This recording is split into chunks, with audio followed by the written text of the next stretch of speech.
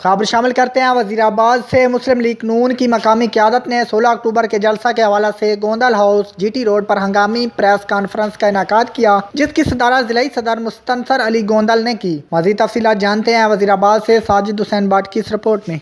मुस्लिम लीगी रहनुमाओं ने पुलिस की तरफ से सियासी जलसे की रोकथाम के लिए होने वाली पकड़ दकड़ को शदीद तनकीद का निशाना बनाया।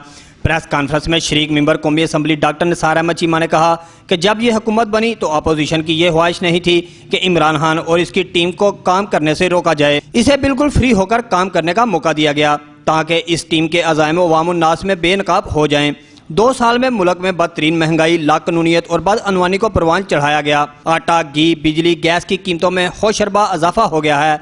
हम पर मुसल्लत किए गए इन हुक्मरानों को चाहिए था कि कम अज कम गरीब आवाम का ख्याल करते और महंगाई ना होने देते। अद्वियात की कीमतें तक बुलंद सतह पर पहुंच गई हैं। पिसते हुए गरीब को देखकर अपोजिशन का घर बैठना मुमकिन नहीं रहा। मुस्लिम लीगी रहनुमा कर्नल वकार अनवर शेख ने कहा कि पूरी कौम मौजूदा हालात से तंग आ चुकी है। साजिश के तहत अफवाज पाकिस्तान जैसे मुकद्दम इदारे के खिलाफ जानबूझकर नफरत फैलाई जा रही है। मुस्लिम लीग नून से वाबस्ता अफराद ने अपने इदारों के खिलाफ किसी प्रापेगंडे का हिस्सा नहीं। ब्रिगेडियर बाबर अलाउद्दीन ने कहा कि मौजूदा हुकूमत ने आमराना तर्ज अमल शुरू कर रखा है। मुल्क में महंगाई, बदअनवानी तरीक की बुलंद तरीन सतह पर है। हुकूमत ने 2 साल में मुल्क की मईशत का बेड़ा गर्क कर दिया है। गरीब आदमी से 2 वक्त की रोटी का हक भी छीन लिया गया है। उन्होंने कहा कि हुकूमती नाकस पुलिसियों के खिलाफ एहतजाज अपोजिशन का जमहूरी हक है। हुकूमत ओछे हथकंडों से हमारा ये हक दबा नहीं सकती। मुस्लिम लीग नून के कारकुनान हमारी कुव्वत हैं जो हर किस्म के मजालब के सामने डट जाने की ताकत रखते हैं। उन्होंने कहा कि मुल्क में तसलसल से जारी महंगाई के पीछे इमरान खान के हवारियों की करप्शन कार फरमा है। मुल्क के तमाम मसाइल का हल टाइगर फोर्स बताने वाला कौम को ये बताए कि इस फोर्स की कानूनी हैसियत क्या है।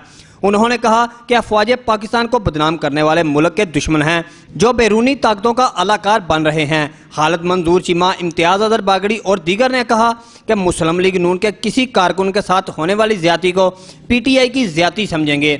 अपनी लीडर मरियम नवाज की आवाज़ बनकर हर सूरत जलसे में पहुंचेंगे।